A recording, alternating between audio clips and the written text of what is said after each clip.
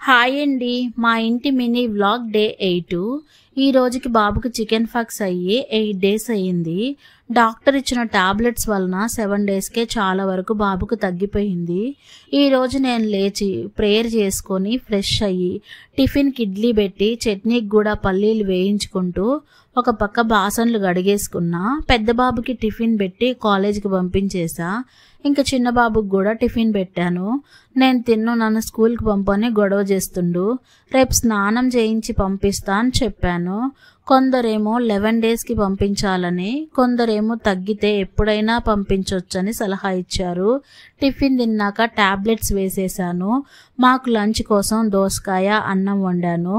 బాబు కుత్తిపప్పు చేశానండి. లంచ్ పెట్టేశాను. నాకు అస్సలు వద్దు అని చాలాసేపు వాదులాడిండు.